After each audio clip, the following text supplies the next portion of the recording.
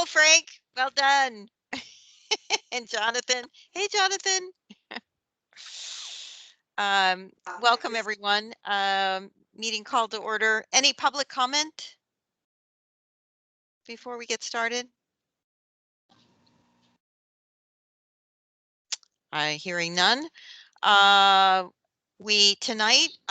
Jamie is here from DTS, and she really wants to use the commission as a sounding board, as she said, as we were just chatting before the meeting started, that she really knew that we were thinking about some of the privacy issues, and so she just wanted to share some of their thinking. And this is the first privacy policy, right, Jamie? There isn't one quote unquote a current one, right? This one is the brand new. So this is the first step at a county-wide position. There are numerous situational policies, which we'll discuss as we, are trying to figure out how we're going to corral everything under a single umbrella. No small feat. But this is the first county-wide effort, first toe in the water. Great. Okay, well, without further ado, because certainly you're welcome to stay the whole time, Jamie, but and Richard, I know you're on, so welcome. I also just wanted to say hello to everyone, Mary. This is Bryna Helfer. Hey, how you doing? Good to see you. Good to see you guys. Yeah, welcome. Thanks. I'm here to hear all your good feedback on the privacy policy. This is a priority of the county manager, so thank you. Oh, our pleasure. So over to you, Jamie. You're on mute, Jimmy.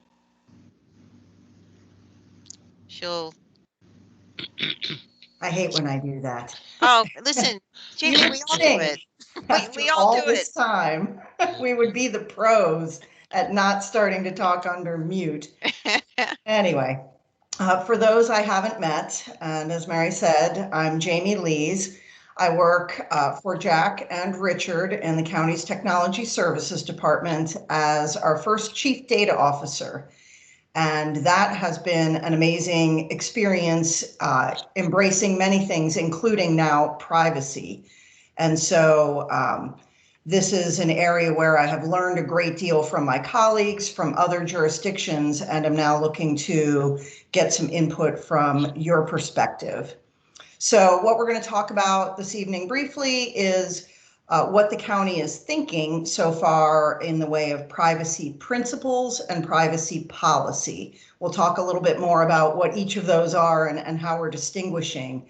And what we'd like to have is some conversation with you on, do these sound familiar and resonate with you, or are we missing some things, or does it, do they raise some, we talked earlier before the meeting started about being wary of technology. Are we hitting that? So let me get to next slide. There we go. So the reason we are talking about this, two themes are driving the development of this work. First, we've been handling personal information for years as being an operational necessity. This is, in some cases, we need this information in order to do the business of government. What is changing and what makes this inherently risky is the new technologies out there that are collecting data at an extraordinary rate and doing so digitally, which exposes us to cybersecurity risk in particular. So that is sort of the operational aspect of it. The other aspect is what Bryna was referring to, the engagement piece. In order for our services to work for you, you need to trust us. So transparency and responsible handling are key to making sure we're doing what you're expecting us to do in an area that's a little ambiguous. So Jimmy, the privacy. I'm sorry to interrupt. Would you mind going to a full screen view? Sure. Display that way. I think the audience can see the entire slide. There you go. Thank you. Sorry to be. There Sorry. You go. Thank you. No, I appreciate it. It's an odd view on my laptop where I can't see anybody. I'm just looking at my slides, so it's right. Of It's course. a weird thing to just be looking at the blank screen. So so the privacy principles we're going to talk about should be reflecting what you expect of us, of your government. And then the policy is filling in the specific gaps where federal and state regulations are undefined. In many ways, they simply haven't kept pace with all of the technologies out there as yet. So before we discuss the actual principles and policy, I wanted to give you a sense of the information that we are collecting. Maybe you've provided some, maybe you haven't, but to give you some context, one of the first tasks we did was to look at a high level, what information are we collecting across the different departments? And we've broken this out into two categories: information that you affirmatively provide to us, and information that we collect automatically from you. So I've got some visuals here, but I'm going to go into a little more detail in the next screens. So some of the information that you provide to us affirmatively is things like contact information, your name, address, phone number, email, when you're requesting a location-specific service or you want to return reply. Those would be some examples of why we would need it. Other times we would be collecting bank account or credit card information when you're initiating a financial transaction.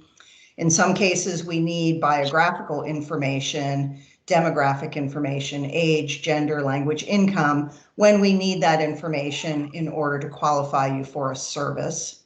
And last, identification information, driver's license numbers, social security numbers, any sort of unique ID when we are specifically needing to verify your identity.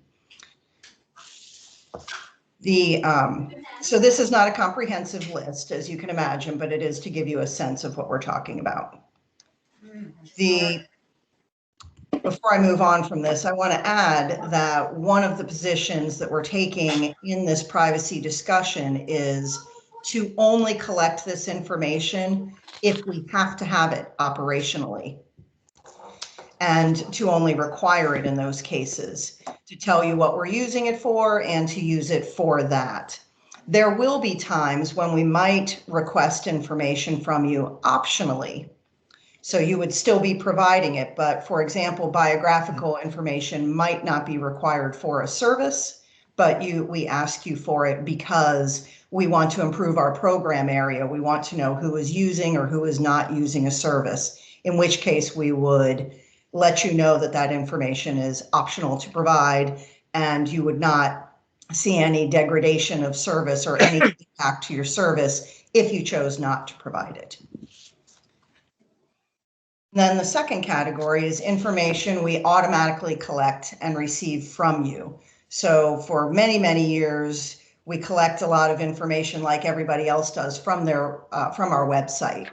What device and browser type and operating system you're using, the date, time, and location you accessed our site, the pages, applications, or forms that you used. Now we're finding that we're making some increasing use of video, photographic, or audio recordings of individuals or individual property. And we're collecting information about your devices in order to, for example, give you wireless internet. So those are the types of information we're collecting automatically. And one of the commitments we have in this space is to make sure you know that that information is being collected, and to confirm and communicate that none of this automatically collected information is uniquely identifying. And we are committing not to combine it with anything else so as to identify you, if that makes sense. So there's one more area of information collection that the policy addresses, and that's information that we get from third-party contractors, people with whom we do business to support our government operations. So for example, when you pay a bill online, that is through a third-party service, and we get the payment, but you're using a third-party service. We use tools across the county for monitoring, security monitoring, forms and surveys, web traffic monitoring. And these are key to efficiency and focusing on our core business and supporting the companies that have tools that make this these operations smoother. Some of the challenges in this area is that these vendors have their own privacy policies, and we don't necessarily have input into that policy, especially as we are starting our program now. So I'm hoping that as we move forward, procurement processes could include aligning the privacy policies and making sure that they are consistent or that we are very clear where they might not be. And in the meantime, we would commit to making sure you knew that the privacy policies for a vendor existed and to connect you with them where possible so that you would be able to make your own privacy decisions about doing that business online. So that's the kind of information we're getting and how we're getting it. Now I think I'm ready to dive into the privacy principles. So based on the information that we organizationally collect and the responsibility as well as the requirement to handle that information appropriately, we developed 4 guiding principles. These again are all based on managing a trust relationship with the public. So it's particularly here that we are aspiring. This is where we want to be. This is what the organization we think we should be regarding personal information. So I'm briefly going to walk through those. I welcome any questions and reactions. The first one we've already mentioned, minimum necessary. We only want to collect personal information that we have to have. If we don't have the information, it does not pose a cybersecurity risk. It does not pose a trust risk.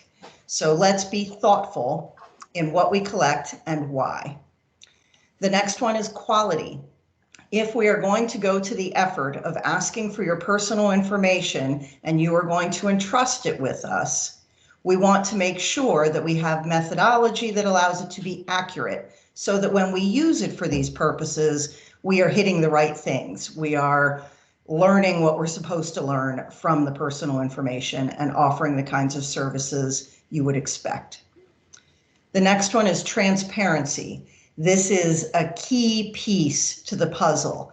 It's not about what we do, it's about communicating what we do.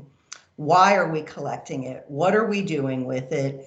Who will see it? All of those things, and communicating that information out to you. You're going to hear a little bit more about how we would propose to do that next. Stewardship is the final principle, and that's our operational commitment.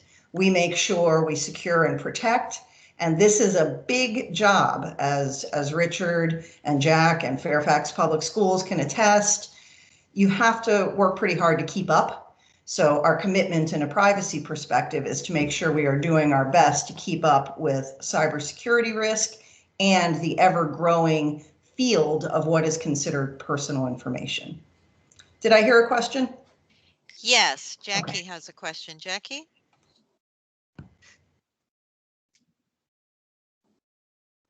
Jackie, I think you're on mute. She put it in the chat as well. And then she can follow up. She said she'd like to know how law enforcement collected information is categorized. An example, the body cams, traffic cams, the privacy issues in that category. How would you?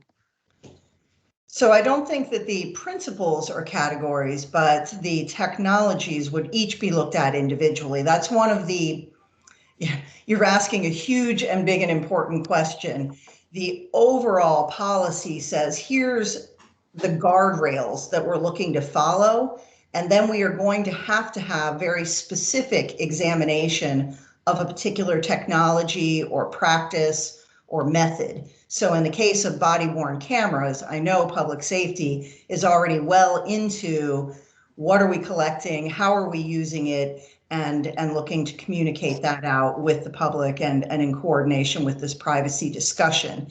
So if you're picturing what is being worn as a camera, then information that's being collected is being automatically collected. You're not providing it, right? So it would fall into that automatically collected category. We would then commit to communicating exactly what we're using that information for, how long we're keeping it, who has access to it, and what we have done to make sure that privacy of people uninvolved in a criminal activity can expect. and even involved in a criminal activity. Jamie, you just mentioned how long we keep it. Is that one of the principles, or where do you cover that in terms of what the framework is for sundown data? What the So I commitment think it would is. fall under the stewardship principle, but the actual retention would be based on law. So the Virginia Records Act, if it specifies the type of information it is, we would follow it to that. If it does not, we would keep it as short. The aim, the aspirational goal in these principles would be to keep it as short a time as we need to use it, and then dispose of it carefully to make sure it's not at risk of being captured during the disposal process. And that sundown framing would be communicated as linking to the transparency principle. Exactly. So the next thing, and maybe this is a good segue to the next slide, the policy is the how do we do this? And these questions we're committing to address them in the policy document. And the means by which we're doing that situationally is through something we're calling a privacy impact assessment. So why are we collecting this personal information is answered in some detail. What exactly are we collecting? How are we collecting it? How are we managing quality? How are we managing disposal? How are we communicating? What happens after we have it? Who else is seeing it? Is it being shared? And that assessment would then be shared out with the public.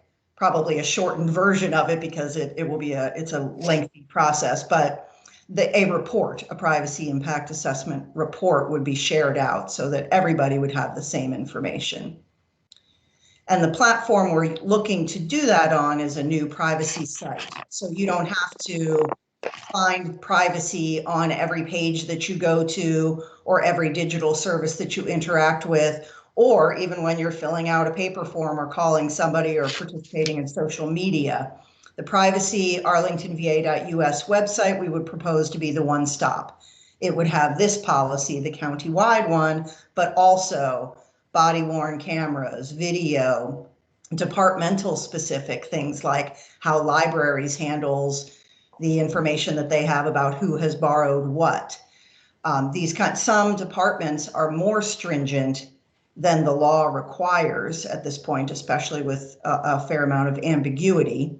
And some are regulated by law, so they're very clear on here's the information and what we have to do with it based on existing law. Okay.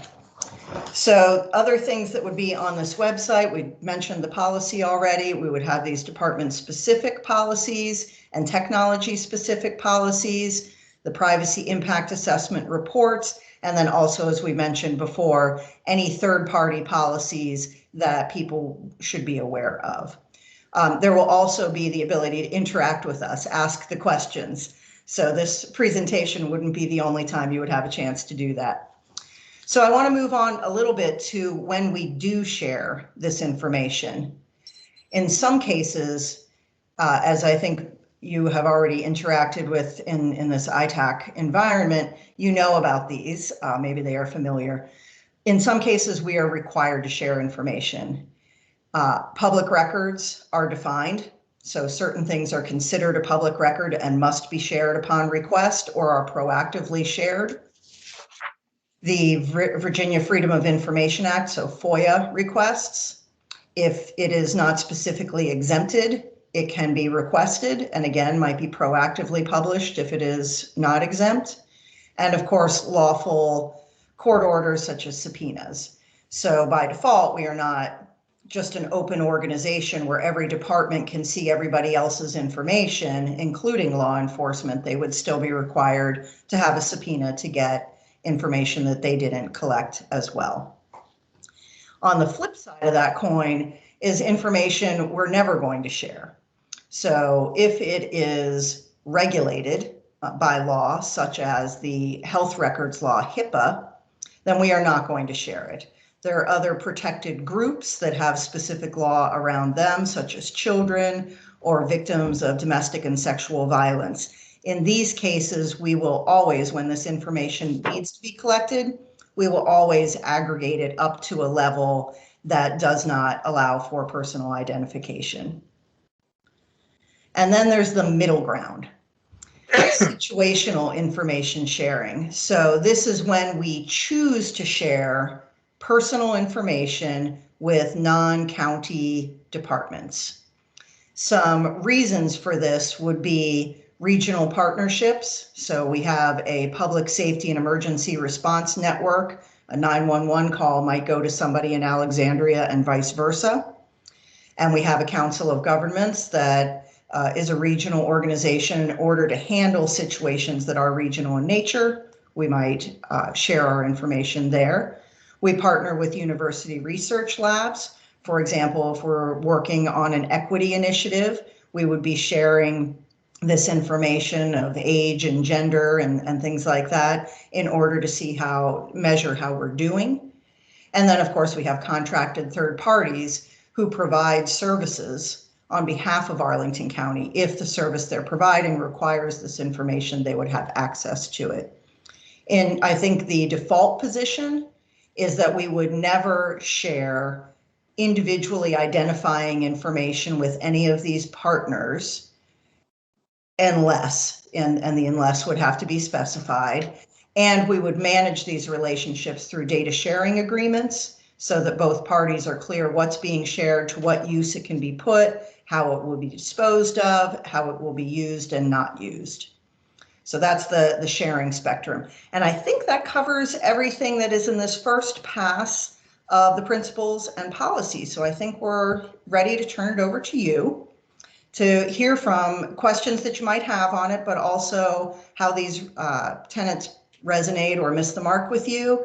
And Bryna, I think, is interested in engaging you in a discussion of how do we get this kind of message and feedback out to a broader community. So I'm going to stop presenting so I can see faces and hands and chats again, if there are any of those. Thank you. Thank you so much, Jamie. Open it up to the commission. Questions, comments?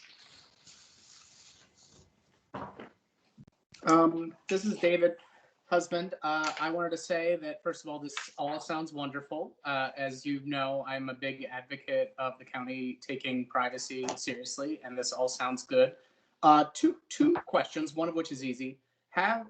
Did we share the draft policy? Did you share the draft policy with us and I'm just not seeing it, or not yet? That has not been shared, as it's a work in progress internally. I think that's a phase 2 right now. I just wanted to make sure there wasn't a thing I was missing. Okay. I know you like to read ahead. I do. I like to read along. I like to read ahead. I like to read behind. And then the second thing is, all this stuff sounds really good. Sounds like you guys are following some of the best practices, best principles. It's a lot of work is what it sounds like. How are you going to actually get all these data sharing agreements together, list all the privacy policies? What's your staff and your timeline? So none of that implementation stuff is worked out. I'm not going to give you the details of it. What I would say we're doing now is working with the county manager to say, given everything that's going on, what relative priority is this? It's clear that in order to have a privacy program, we need to resource it.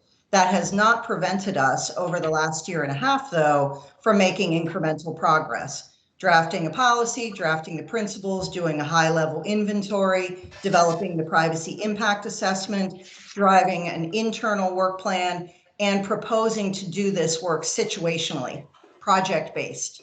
So we're still learning and growing and getting feedback from folks like you to say, if there are lessons learned and best practices, let's be informed with them. When we have the resources to scale it up, we'll know what we're scaling. We've also adopted, in theory, the NIST privacy framework. I was about to ask about what regulations or laws or framework you were looking at. Okay. So it came out at the perfect time for us. And so it has given us a work plan and a series of recommendations to put forward to the county manager to consider. How do we do this? When do we do this?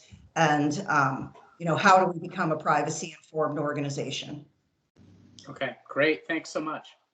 Jackie, you're next.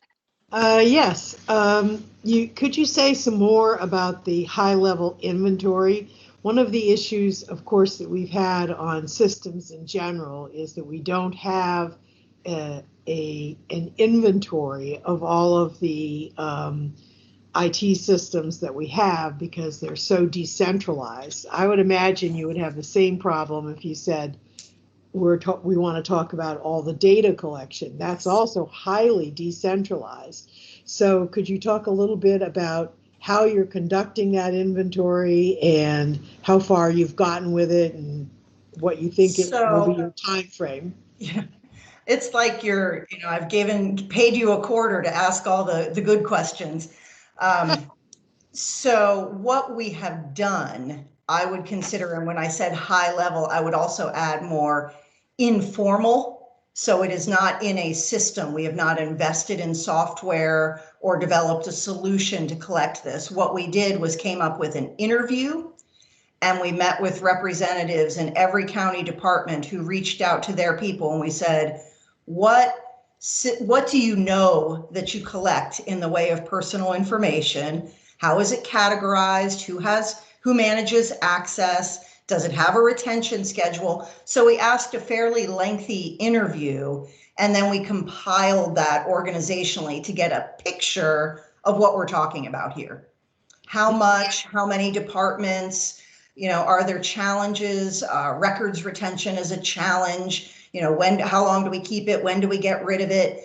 And so from that, we were able to identify what we perceived as gaps between the principles where we would like to be and some operational challenges that we face of a wide nature. So it was really for the purpose of informing the principals and an internal work plan, but one of the recommendations is an actual inventory. So to catalog that personal information that we have, the risks associated with it and such. As you said, that is an enormous undertaking. And as David made a point, that would have to be resourced in order to be done. So we just have to see where it fits in. It remains a challenge just as it does with apps. Did you do of your any kind of a rough spreadsheet rather than database, but a rough indicator of what some of the answers are to your categories of questions, like what where data is stored and how long it's stored and who what the security issues are for protecting it, those kinds of things. Do you get from your interviews, did you get a good sense of what the key challenges are? I mean, I'd like to think so. What I know is there's plenty we don't know. One representative or even the 3 or so that we have from our environmental services department isn't going to cover 1,100 people's work. It's just, there will be surprises for sure. What I feel was, given the level of effort and staff commitment that we were able to dedicate, it is a representative swath. And it compares well with what other jurisdictions have encountered that we've been, looking at to model, and compares well with this NIST privacy framework. The things that they're telling us to do organizationally, we have discussed. Yeah. Thank you. Fuck out of my shit. Could someone mute? Thank you. Mike, you're next. All right. So, Jamie, this is a subject of great interest to me. Glad to have you here. I took the time at the beginning of this pandemic, when we all thought it was going to be about 8 weeks long or maybe 12, to write down a lot of thoughts about privacy protection at the county government level and about the public trust dimensions of this. So I just want to recommend that to you as something to look at. Much of what you said is sort of along the same lines, but 2 quick points I'd like to raise. And one is, I assume what you're saying is that what privacy policies and practices exist were shaped to avoid violating federal or state law, which of course is necessary. But in my judgment, it's not nearly sufficient because the federal regime is so incomplete. And so I would ask the local government to take a position that's a little more like a consumer protection position regarding its citizenship and the folks who are conducting business in the county. And I'd say most particularly, I don't doubt that commercial providers have their own privacy policies, but they do not get to subject Arlington and Arlington citizens to them of their own volition. I mean, Arlington could say, we're seeking a service provider for this information technology support service, and we will only consider bids that have certain privacy provisions in them. So I thought it sounded to me like we had that a little backwards. You know what I mean? That we don't need to contort ourselves to fit into the sometimes less than balanced privacy policies that exist with commercial software products and service providers. And just to say the last piece on that, any strategy that's primarily about legal risk minimization, I would say is necessary, but far from complete. You know, we don't want to just avoid being in the wrong end of a lawsuit here. We want to do what seems right for the citizens of Arlington. And that may be more than the state has done or more than the federal government has done. Mike, I thank you for those comments. I think they really strike what a lot of people that were in this internal data steering group were saying as well. The law is as far as we have gone because, of course, we have to. You know, to Jackie's point, we didn't find huge smoking guns where we're just sitting with data out on tables or anything like that. It's much more subtle than that. It's a cultural shift that speaks to the ambiguity of the law. There's simply not enough law to match all of the stuff we're collecting. I run our county's open data portal, and if Department A says publish these columns and Department B says publish those, but I can join these tables, then I can't respect everybody's wishes. We had no guardrails. And so we need a position that is a starting point. We will have to refine it over time, but I think we need that position. And with the commercial providers with whom we do business, again, I think before this was a thing, you were sort of captive. If you wanted to do business, you took that.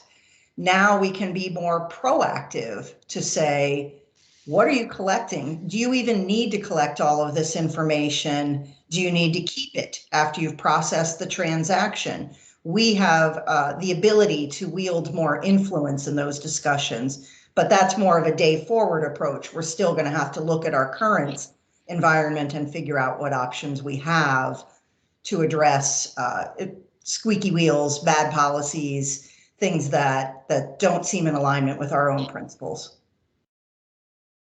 And Jamie, you've of course generated comments in the chat. And then Martha has a question as well. I think the first David's question was, who are you benchmarking against? My favorites are Seattle, San Francisco, and Santa Clara. They just have a lot of great tools and are super good partners in sharing.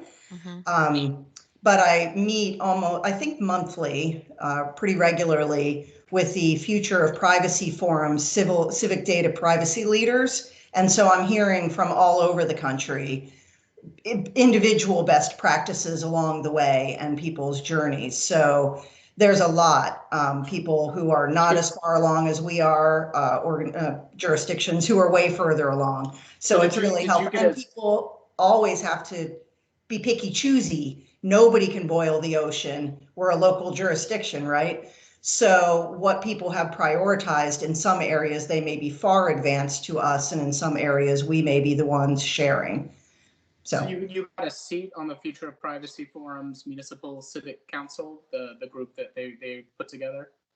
Yes. Okay, good. I remember talking to you about that back when the Open Data Advisory Group was meeting. Perfect. Great. All right, Martha?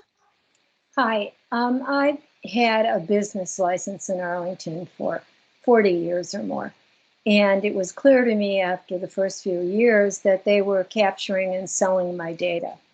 So I would get, and no one was denying it.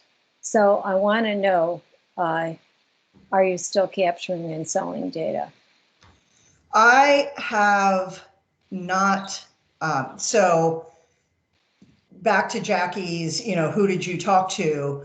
My conversations thus far have been limited to Arlington County government and not elected official offices. So I don't have direct information, but with a lead like this, I would say I need to reach out to them and say, it's one of our principles here. We're not selling or making commercial gain.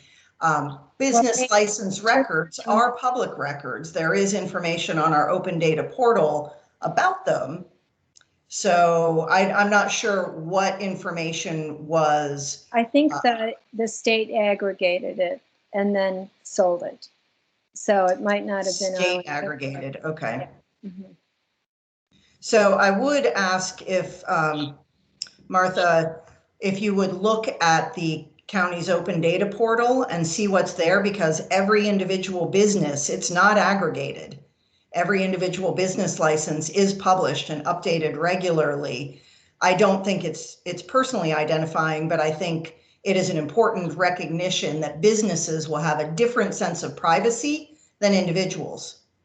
And so if you have a concern with what's out there, it would be something that would be very helpful for me to hear and understand, so that we can make sure at least Arlington is in line, and then I can see maybe what the state is doing as well. All right, I will look at it. Thank you. Thank you. And then Jamie, Denise had a question, and Denise, if you want to add, will the plan be sent out to ITAC in addition to NIST, for review once you have? So I'm going to defer to Bryna there on, both the timing and the scope of the communications. Bryna, do you want to take that one? Yeah, so actually, I mean, one of the things that once you get through your substantive conversation, these are really helpful comments. Very interested in your feedback that you're providing right now. We also do want to talk about what would the engagement process look like for the broader community. NIST is a federal agency. They're not going to comment on our local policy. I doubt it. But if someone wants to send it to them, sure. But ITAC absolutely, ODEC, but really want to open it up, and we want to figure out what's the best way to do that. Thinking maybe sometime in the summer, early summer, taking all this feedback, cleaning it up a bit, getting out a draft. So let's see if there's any more substantive comments, and then we can shift to that conversation. I'd love your thoughts on that. Great, thanks. Other questions, comments? John? Yeah, I would like to first associate with many of the comments that have already been said in terms of driving us forward beyond what the law requires. The Electronic Frontier Foundation talks about how you can't trust no one, but you need to pick who to trust with your data. And for many aspects of life, Arlington County citizens have absolutely no choice but to trust the county government. And so I think the level of care and protection you take with our data needs to reflect that lack of choice. I would say, however, in these conversations, where I often see a conflict is between performance of the services that you offer and the data that you have that are driving those services.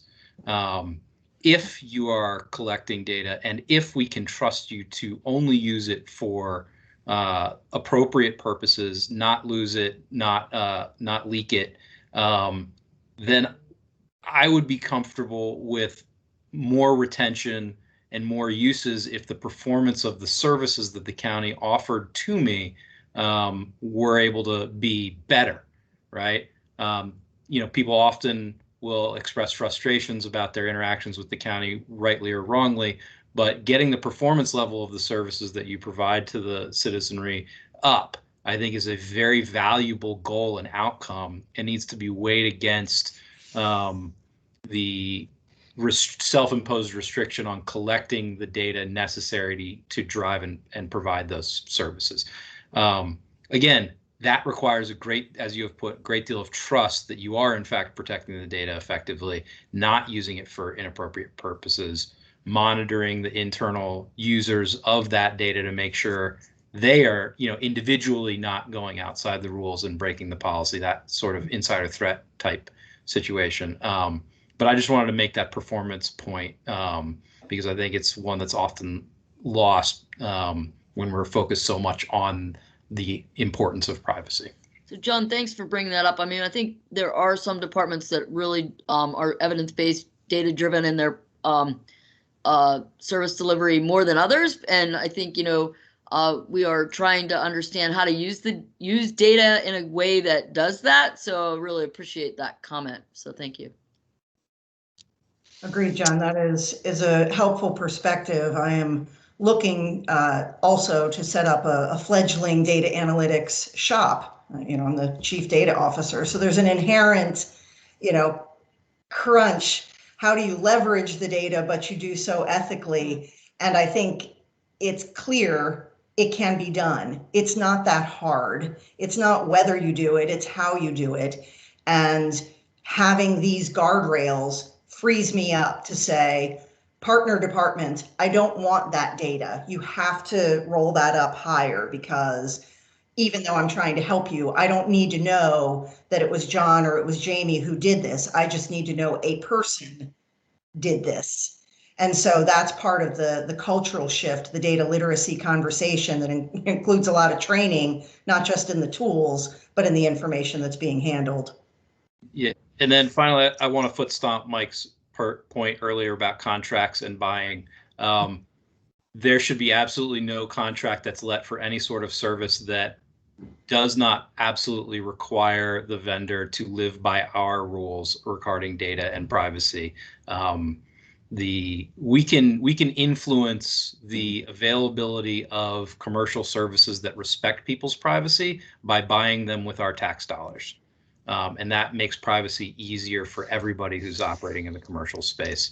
And throwing in with the state, buying organizations, and I know they have their preferred buying lists, and making those terms and competitive evaluation factors and all that, I think is a hugely important aspect of getting this right long term, because it'll open up the number of services available to us that that comply with those principles.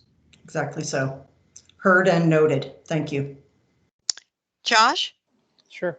Hi, Jamie. My name is Josh O'Farah. I'm a member of this committee and a Presidential Innovation Fellow detailed to the U.S. Department of Veterans Affairs. I'm an engineer, a data engineer. And so I actually design and build data systems for collecting operational data and cultural data from a workforce and operations data from a business organization, a large organization, the Department of Veterans Affairs.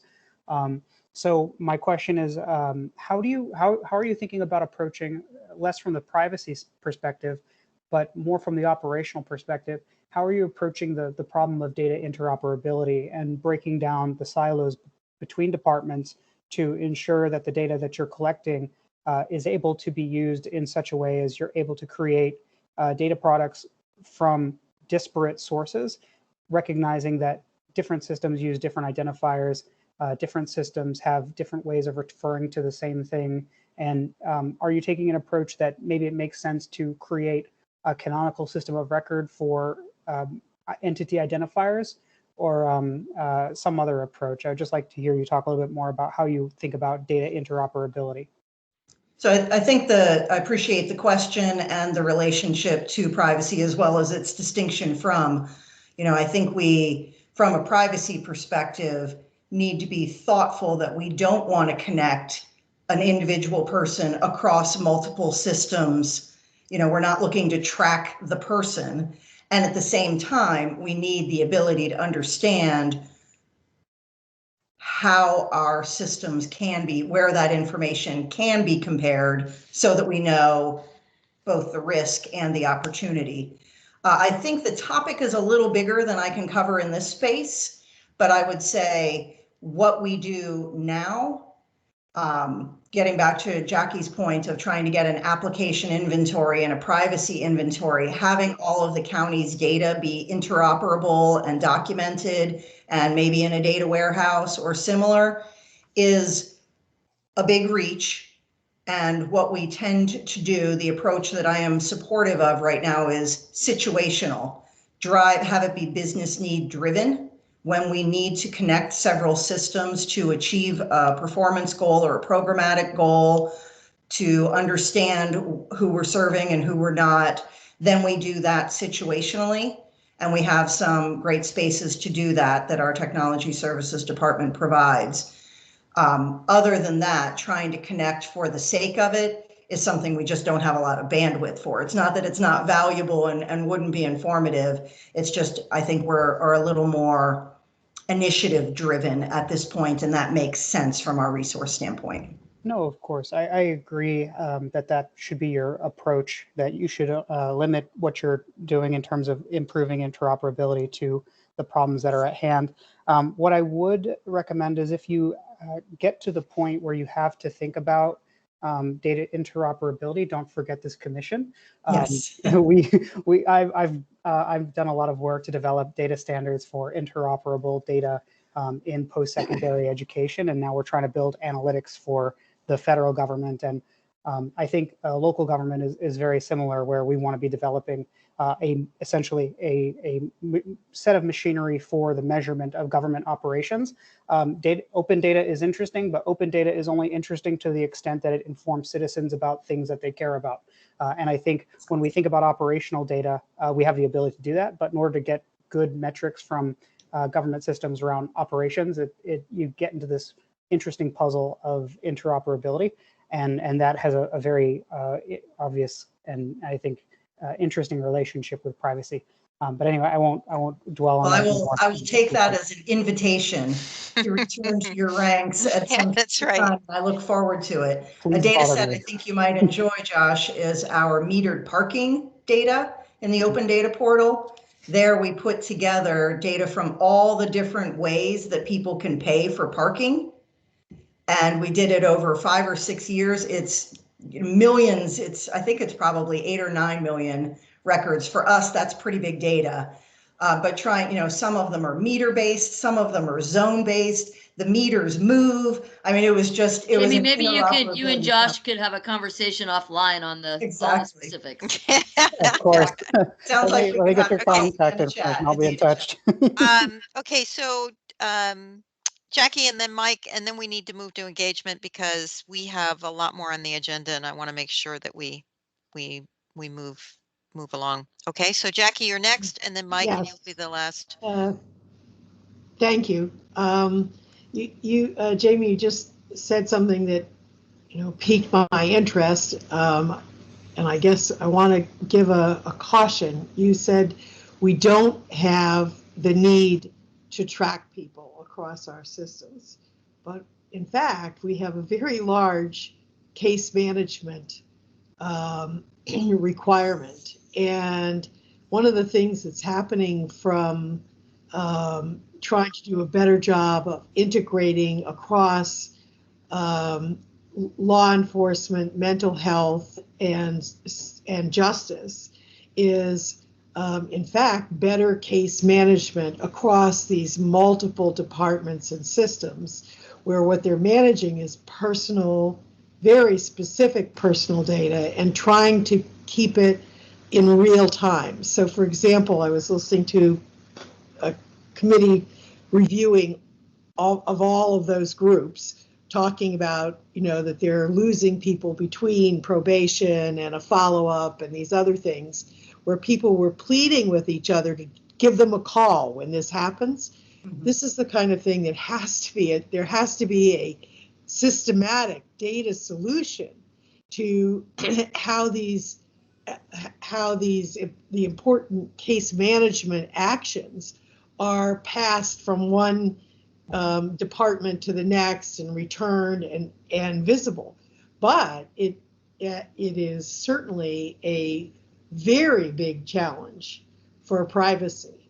And so I think that's one where we need to recognize that indeed we do have systems that intentionally track people throughout the entire system.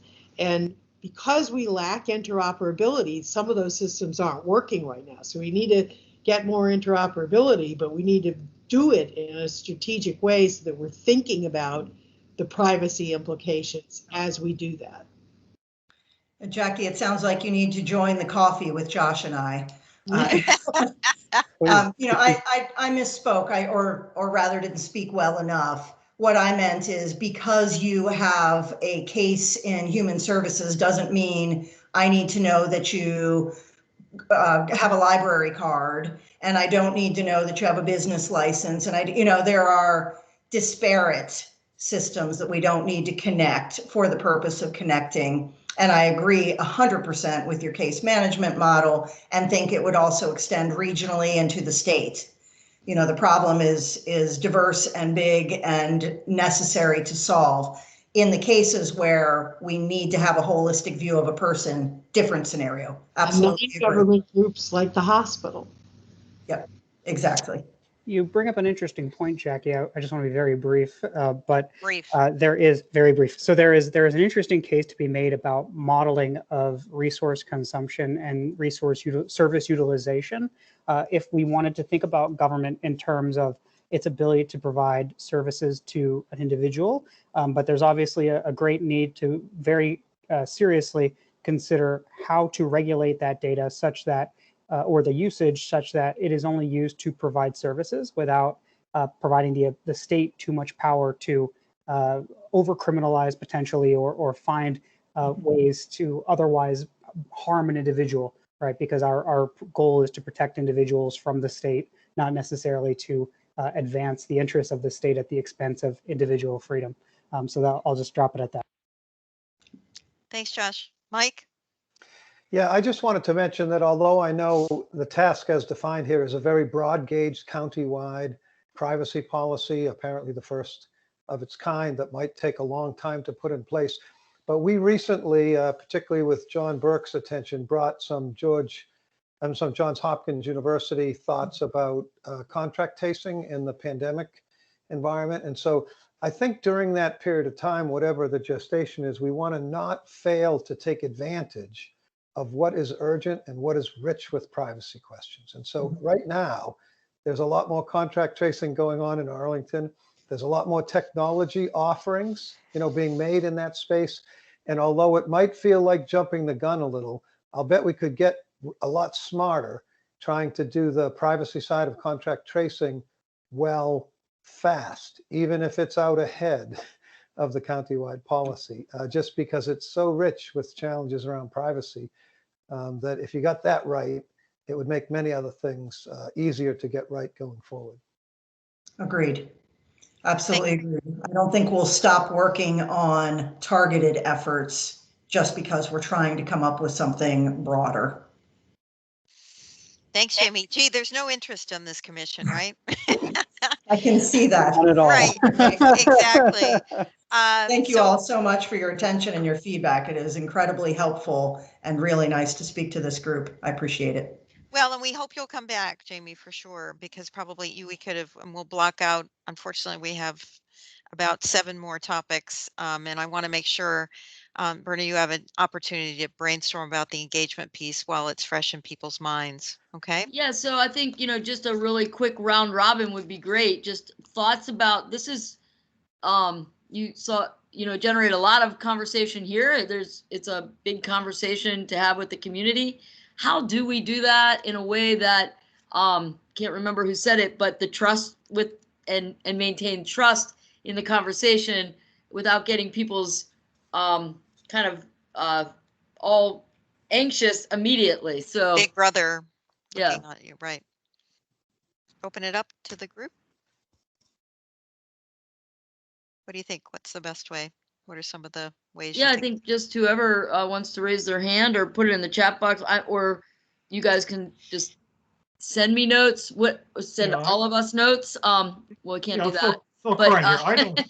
I don't have a solution to this, but I do think because there are so many moving parts to this, and it's obvious that full implementation is going to take a long time.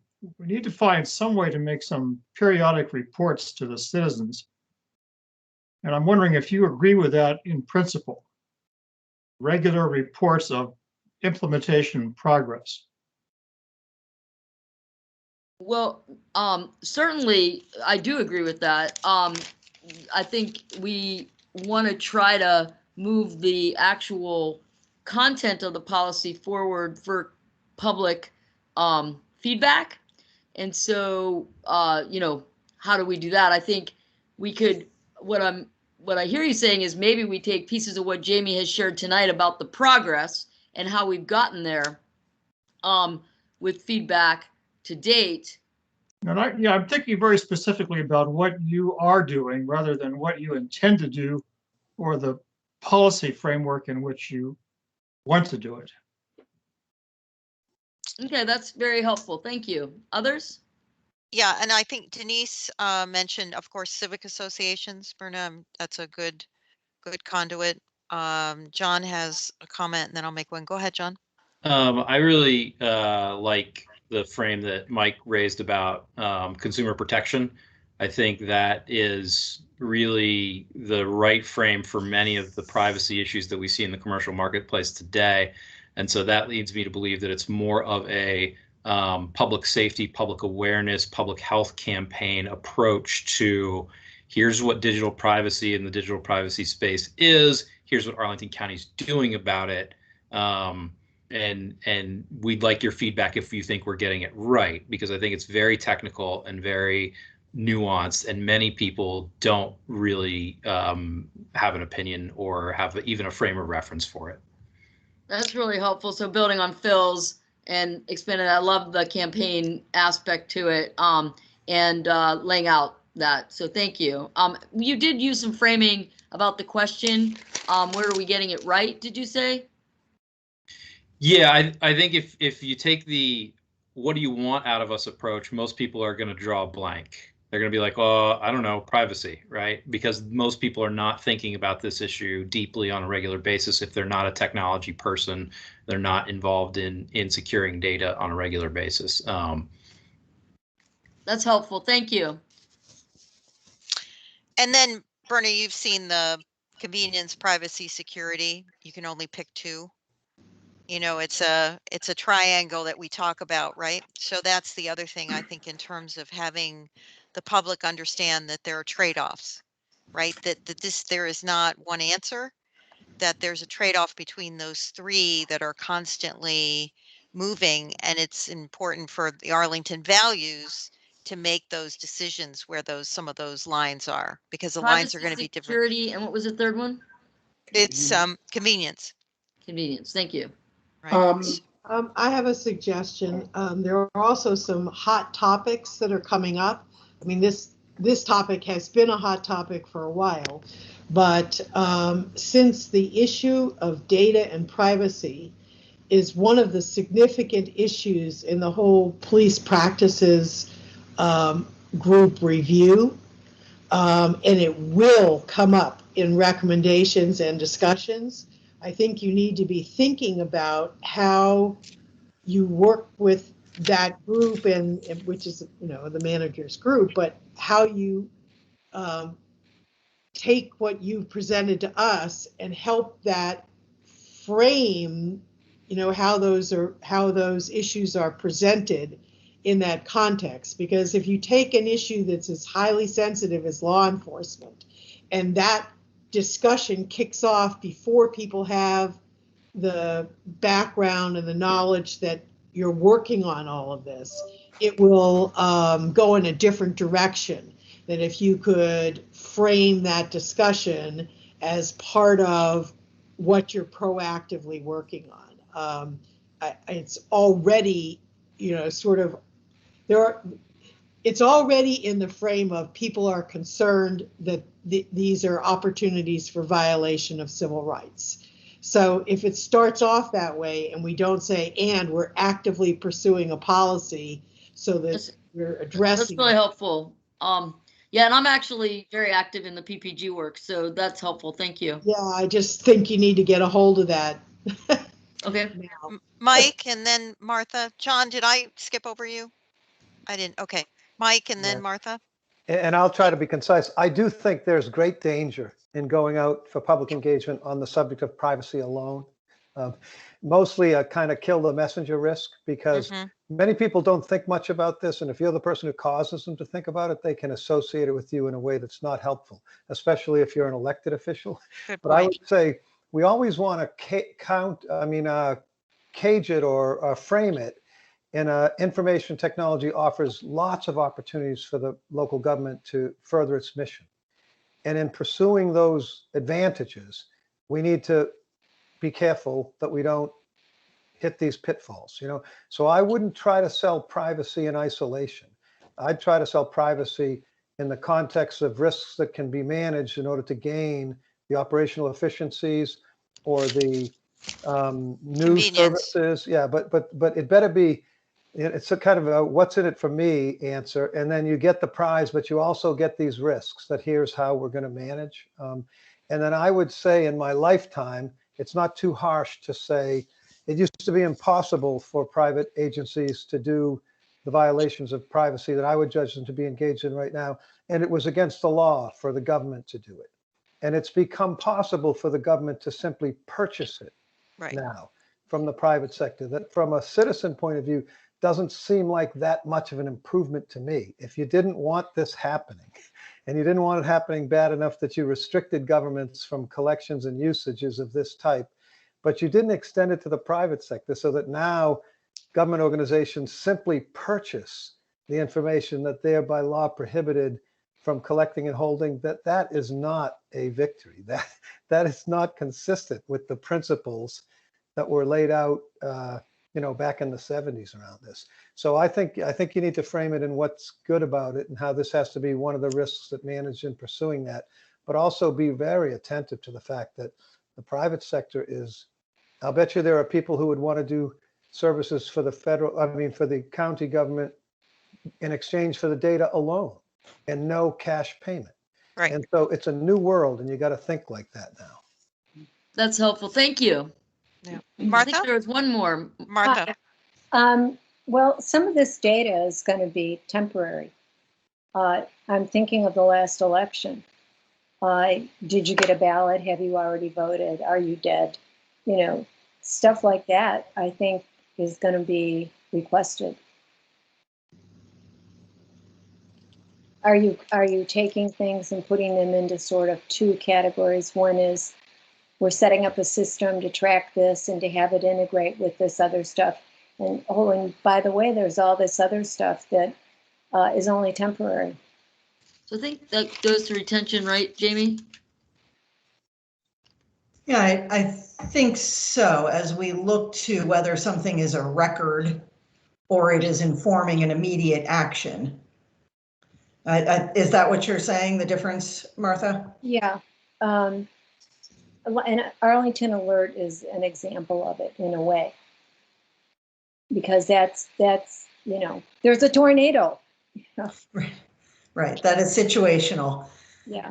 And I think that's an area where we feel pretty confident, Bryna, that I think we have records that outline what we have to, and where we have ambiguity, we would need to make our case if we needed to keep it beyond that temporal time. And the elections office, I mean, they have a ton of rules around that are completely, I haven't tried to figure out. But I know that it's indeed. We have taken a whole lot of time. Thank you.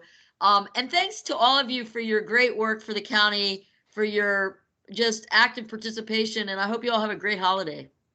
Oh, thank you very much, Bernard. And Jackie, We'll I know back. you had you will be back. Jackie, I know you had a question. Do you want to put it in the chat so Berna at least sees it before she leaves? No, I don't have one. I actually jumped the line and I apologize. Oh, okay. That's never happened before, Jackie. Never. Good night, Well, everyone. thank both of you. And Richard, I'm glad you could come on as well. We really appreciate it. And we hope that you will come visit again. Happy holidays. Both of Glad to be here, and I will remain for the rest of the meeting as usual, so I'm here if anything comes up. Oh, great. Thank you. Thanks so much. Well, David, Hurley, we you wanted to make sure that you had, you briefed us on something, so you wanted to make an announcement, and I'll sneak that in before we look at the meeting minutes, okay? Excellent. Thank you very much, Mary. Just a real quick thing. If you haven't noticed that on the public website, we posted a feedback form about the redesign that we're going to be doing. Well, we actually have started. It's your opportunity to provide your feedback. I know we've spoken this over the last, God, year and a half plus now, but it's now upon us. So now's the chance to have your feedback recorded. So I would encourage you to go out there. It's right on the banner. That's right on the top of the screen. Click on that. It's kind of you walk you through a multi-step thing. I think we've gotten about 125 plus entries already. We launched it last Friday, so that's actually pretty good. But all this feedback is being kind of pulled together. Speaking of data, we're pulling all that data together and taking a look at it and trying to incorporate that into the new website that will be coming next year. So please fill out your feedback. Thank you. Well done. Thank you. Thank you, David. Now wanted meeting minutes, and once again, thank you, Angela, the angel who does our meeting minutes. We're so happy because you don't know how many times we had to share doing it. So thank you. Thank you so much for doing that. Any adjustments, any comments, edits to the November minutes? Frank, you're on mute. Frank, you're on mute. We can't hear you. I think you're talking. Wait, Frank. Yeah, we can't hear you. Maybe he's not talking to us. Maybe he's not talking to us. Maybe not. Okay, we'll move forward then if he's not talking to us. Okay. Anything from the minutes? Anything? I move to approve the minutes. All right. Any second? Martha moved. Any second? Second. Denise seconded. All those in favor? Aye.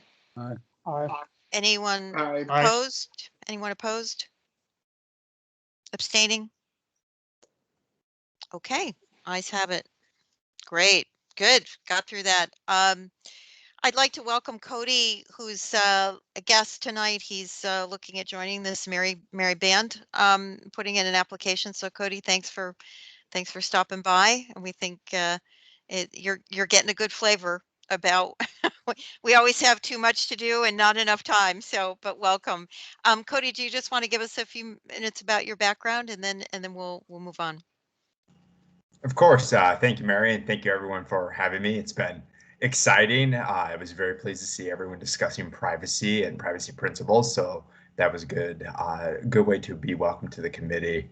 I'm currently a policy counsel with the Center for Democracy and Technology. I work with the Student Privacy Project there, so focusing on education privacy, data and education, and the ways that various adjacent areas such as the homework gap can impact student privacy. Prior to my time at CDT, I was with the Federal Communications Commission. I was an attorney advisor in the Wireline Competition Bureau. At the time, I was in the Pricing Policy Division, which is a very small division that works on the old tariffing system for legacy landline telephones. So covered quite the spread of technology in my time. Previously, I was with a big law firm in Silicon Valley working on emerging technologies and startups. So seen quite the spread, but very, very interested in the commission and its work here. And as I said, very excited to be seeing its work in action. Great. Thanks so much, Cody, and welcome. Just wanted to give you all a couple of updates because we did get some feedback from some of the things we've been doing. So, first, I just wanted to give a shout out to Mike and Frank. They found some articles that I'll share with you. Frank's found quite a few articles about Alexandria's broadband thank you, Jack, for your foresight and Connect Arlington, because the amount of money Alexandria is looking at right now is significant. So it just goes to prove vision and strategy together and implementing is a good thing. And then Mike found one on technology playing a role in evictions that I want to share with you all, something that we want to look at and monitor. So I'll be sending that out. The Also wanted to let you know I was part of a focus group for the police chief. They're putting together kind of the quality list. What would the ideal candidate look like? And there was some really good discussion about what this police chief, what the qualities and behaviors. So I was real glad to participate and glad that we could play a role. I also the legislative priorities that we put together and sent to the board in early November, around November 2nd, they actually adopted one of them. The digital equity one is part of the legislative agenda. It's under education and general government section. And what it was, you remember we said that there needed to be um, the affordability. It wasn't access as much for us in Arlington, but it needed to be affordable. And so that is part of Arlington's state legislative priorities. So just wanted you to know that that was really, really helpful, and they adopted our recommendation in principle. And then we had also brought up digital records management. John, you were asking around that question. The Arlington County Police Department has already engaged in this to some degree, and there's concern that the Library of Virginia isn't the right place and might not be the right agency to do this, but we'll follow up and have Arlington County Police Department come back, the right people to let us know about that update, John, because that's something that we want to see. And then, Mike, you were talking about the reasonable telephone fees are for families who are calling people who are incarcerated. They're handling that directly with the sheriff's office. And also, there's a bill by Delegate Hope that's addressing this matter. So we just need to keep track of that and see where that is. Also, you all remember that that Mike presented the what we call the 12th element for the master plan, strategic plan for Arlington. The board is going to look at that next week when they talk about their organizational, how they want to move forward. So it's going to consider it as part of their 2021 organizational deliberations that digital planning be added. So obviously we'll keep track of that, but that got introduced because of the work all of you did. And then tech privacy, which of course is something that we've talked a lot about, but we did get feedback. We sent the letter to the county board around, particularly with John's initiative, particularly around the principles guiding that. And Dr. Varghese, who's the medical officer, and I hope I'm pronouncing his name correctly, was familiar with what principles we suggested, but he didn't see any governance issues and felt that the board needed to address. So we're going to go back around and talk about that. We're not going to do that tonight, but I just wanted to put that in a placeholder in terms of the particular governance issues that we advise the board to consider. So I think we just need to go one step further with these are some things that we think need to be looked at and why the framework, if I'm reflecting the sense of the board commission correctly, what we wanted to make sure is the board was aware of a principle framework in order for them to be able to consider some of these issues. So we will revisit that, but I just wanted you to know where that stood. So people are definitely paying attention. The final one is around budget because we wanted to get some feedback around budget. And Christian Dorsey in particular said one of his key budget priorities for FY22 was to ensure that our cyber investment nets are sufficient to guard against sufficient risk. Right, so that's something he wanted this commission to make sure and look at as we look at the budget preparations. And of course, that's something that we just wanted to briefly touch on. Obviously, we'll do more in January, but to prepare for that budget discussion. And David, do you have David and Jack? Do you want to give any? I think you all have been asked to do a reduction in budget, and it looks like it's what we call the salami approach. It's just everybody has to take X% cut. Is that? Do you want to just give us some an update on where we are, what guidance you're receiving right now? Yeah, let me take the lead. This is Jack. Yeah, Thanks, we've been Jack. all asked to propose our cuts, and we have to take a 6% cut, which is equivalent to $1.5 million in our budget. And it's a challenge because it's across the board. Every department is having to do the same thing. But as you know, it's we're a different department than we were pre-March. The things we're working on, we're in different lines of business. And I'm of the opinion, I think the manager as well, that in this era we're in right now, investments we made in March may not be necessarily investments we need to make in January and February of this year coming forth. I mean, this is a long haul we're in, and we've become more virtual as a county, and we're in different lines of business that David's been taking the lead on, whether it be courts or it be involvement with schools. We're arm in arm with the schools. We're racing right now, as you may know, may not know, and we'll talk about it in the next meeting, to implement enhanced access for students who may not have access to the internet. And we've got a shot clock of December the 24th. And I have to tell you, I can't be as proud of my staff. We often talk about government staff not being willing to stand up and do the difficult work.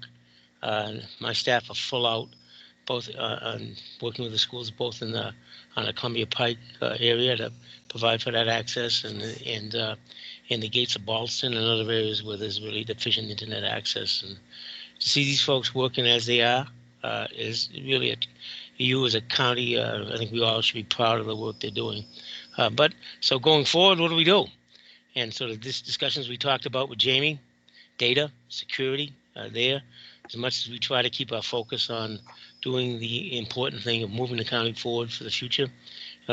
We have these incursions that this noise that takes place, as we had last weekend with the significant incursion at the federal level with the Russian interaction, and we have to turn our attention to those types of things.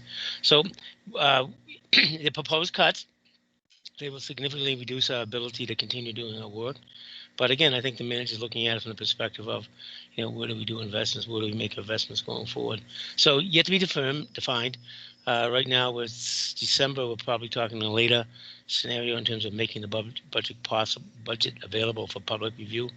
But your support has always been there, and we can use it again going in the future. So thank you. Thanks, Jack. And John, I know you had a question. Yeah, Jack, when we first reconvened and you briefed us about the work that you guys had done with the Department of Health in terms of automating their contact tracing operation and really spinning up the velocity at which they were able to execute that.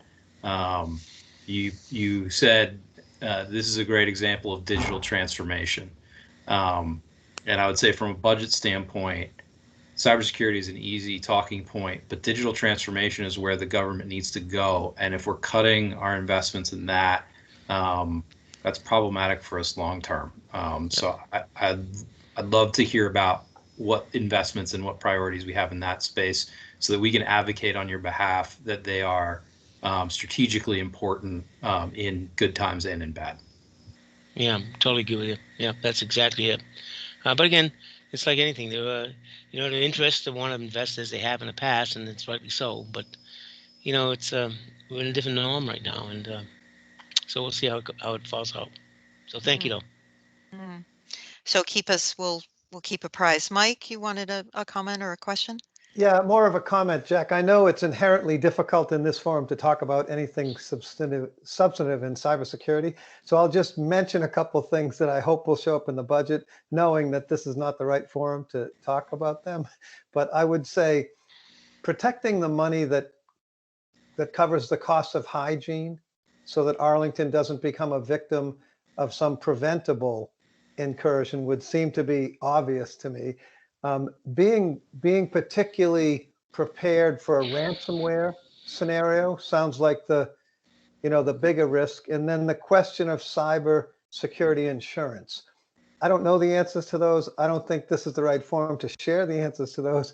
But I would, from a budget perspective, say, hang on to the hygiene, be ready for the ransomware, and have a clear picture about whether you want to insure against this risk or not. Yeah, no, you're entirely right. I mean, this recent incursion that took place. I know Richard can talk more eloquent than I can on this. Richard, and please step in at any point here and take over. But this is the last thing that happened this weekend is a nation-state attack.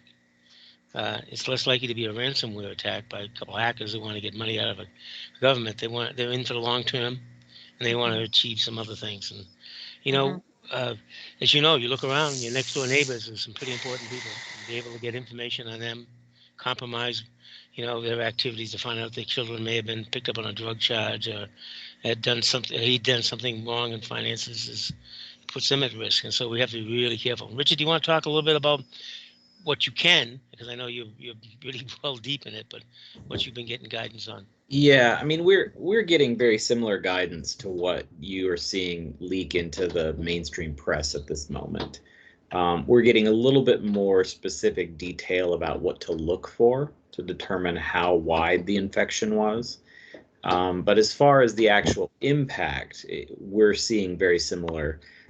Nation state, this is a classic espionage play, and the net was cast very wide and caught a lot more organizations than I think the intent was.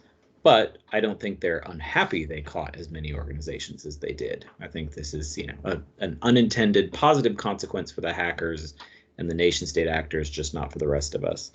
I think the way I've described this is a once in a decade kind of occurrence, hopefully stays once in a decade type of occurrence. OPM was only 5 years ago. Yes, this is a little bit different though. This is a supply chain attack. Okay. And so we trust our vendors and our partners to provide us clean code. And this is a very different type of intrusion. For those of us in the networking world, this is as if a product like a Microsoft were attacked. It's just so ubiquitous. It is everywhere. The NSA did supply chain attacks in 2013 and 2014, allegedly. So, yeah. But anyway, continue. Okay. So anyways, this is the type of thing we are worried about and we prepare for. So going forward, we will keep an eye out and we'll be very vigilant about what we're learning from our federal partners and our industry partners, and we'll be looking to make sure Arlington is safe and protected. Great. Thanks. Thanks very much, Richard. Appreciate it. Given our time, what I will do is send around some items to include in 2020 commission reports just to get you all started.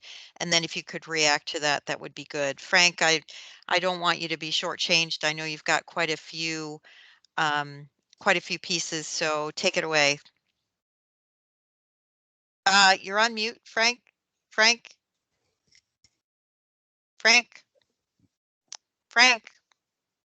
you're on mute. Oh boy. Frank. Frank may have audio problems.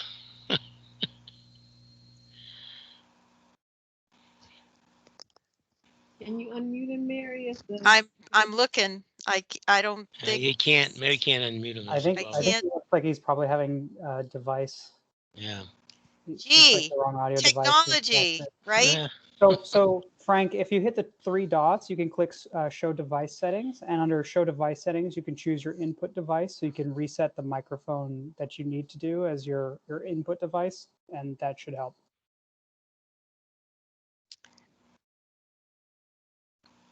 Yeah, I think he was talking before. Remember when, Phil, we weren't sure whether he was talking to us or someone else, and we didn't. So, Frank, I know this is frustrating, and I know you have good stuff. Frank, if all else fails, you can call in. You can drop from the teams and call in. That's true. You can. So there is the audio bridge. Yeah. Am I on now? Yeah. Am I on now? Go. Yep. Okay, so, all right. Thank you, Microsoft. Thank you. Changing settings on the fly. Anyway, there aren't many people who get all that tech help. I mean, look at it. You got the. That's right. No, that was helpful. Thank you. help. Yes. I thought if I logged out and back on, I'd be on. Anyway, and also what I was trying to say before was there was an extra legislative report in the minutes. I think somehow the October legislative report made it into Tim's section in the. Okay, I wondered about that. All right, so we can make that. You'll get with Angela to make it make that change. Right. Thank Yeah. you. Well, that's all the comment was. I had given her my comments on the November report. Anyway, following up on the November report, we do have a little more clarity where the FCC is going to be come January 20th. FCC Chairman Ajit Pai has announced he will be leaving on January 20th. So we do have another change there on the Republican side. Mike O'Reilly, longtime second seniority on the Republican side, has left. His replacement has been confirmed, Nathan Symington, and this was all related to that Section 230 kerfuffle that I had mentioned. He is now on.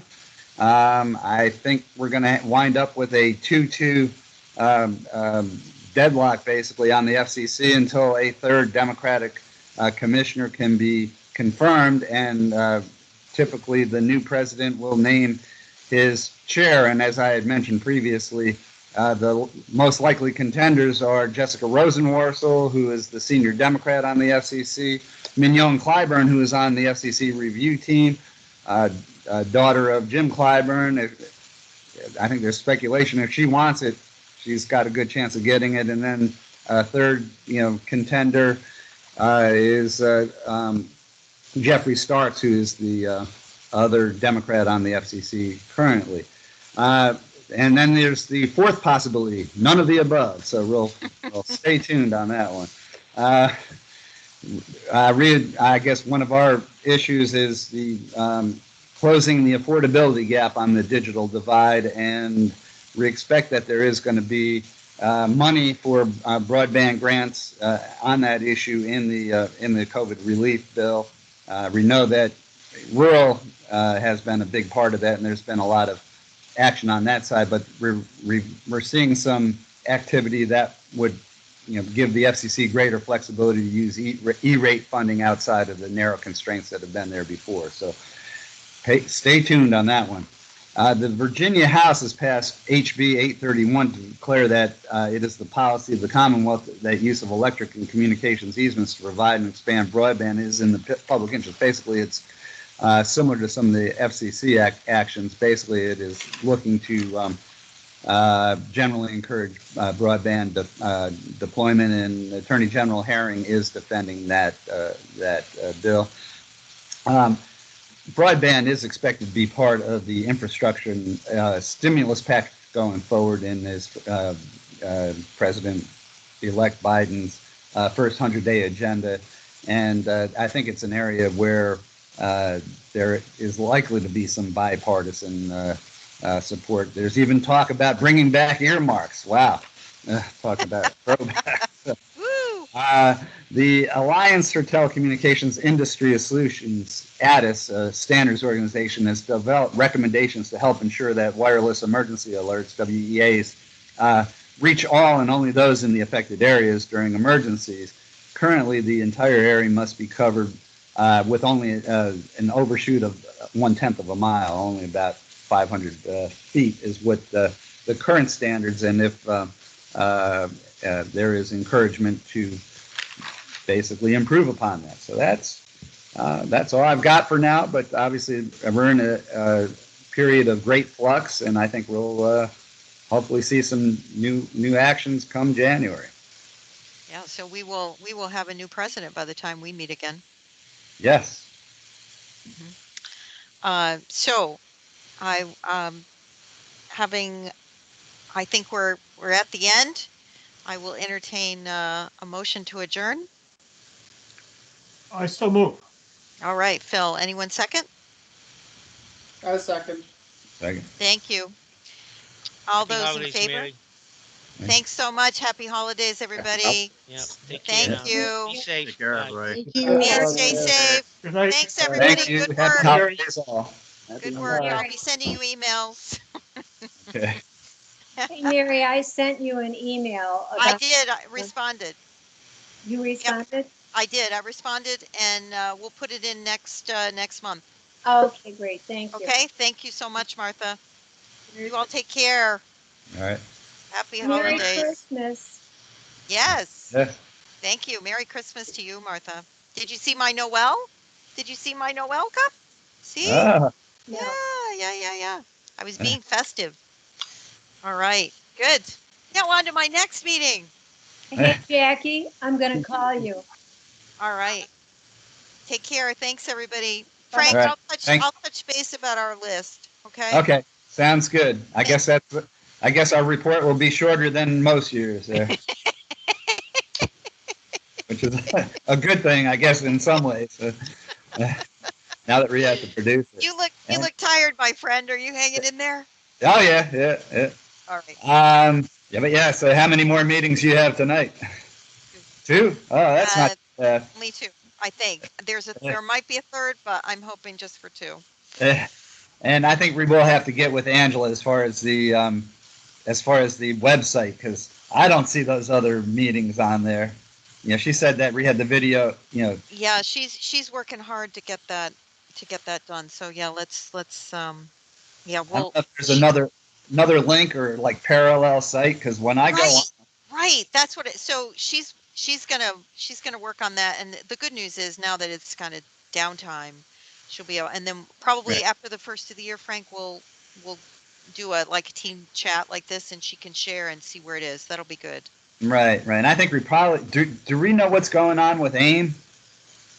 We have to do that. Let me. Yeah, I did reach out to Gary Thayer. Yeah. So good. All right, that's another good, and it looks like Raj will come as well. You know, to give us an update. Oh, did Raj? He hasn't responded. Did Raj? I mentioned Jack seemed to think that would happen, so we'll follow up with that as well. Okay, that'd be a good one for January too. Then, as the students come back. All right. Thanks. All right. Good luck with your meetings. All Merry right. Christmas. Merry Christmas. Bye. All right. Bye.